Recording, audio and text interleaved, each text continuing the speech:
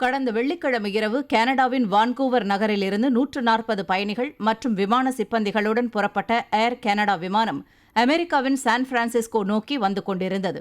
விமான நிலையத்தை நெருங்கியதும் ஏர் கனடா விமானம் தரையிறங்க விமான கட்டுப்பாட்டு அறை அதிகாரிகள் அனுமதி அளித்தனர். சான் பிரான்சிஸ்கோ விமான நிலையத்தில் ஓடுதளத்திற்கு இணையாக விமானங்கள் நிறுத்துவதற்கென டாக்ஸி வே ஒன்று அமைக்கப்பட்டுள்ளது. விமானங்கள் நிறுத்தும் டாக்ஸிவேயில் 1000க்கும் மேற்பட்ட பயணிகளுடன் 4 விமானங்கள் புறப்பட தயார் நிலையில் இருந்தன.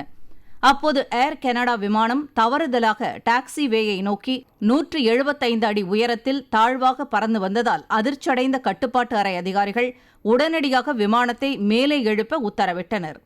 சாமர்த்தியமாக விமானத்தை உயர்த்திய ஏர் கனடா விமானி சற்று நேரம் வானில் வட்டமிட்ட பிறகு மீண்டும் விமான நிலையத்தில் பத்திரமாக தரையிறக்கினார். இந்த சம்பவம் தொடர்பாக அமெரிக்க விமான போக்குவரத்து அதிகாரிகள் மேற்கொண்டு வரும் விசாரணையில் அதிர்ச்சி தகவல் வெளியாகியுள்ளது.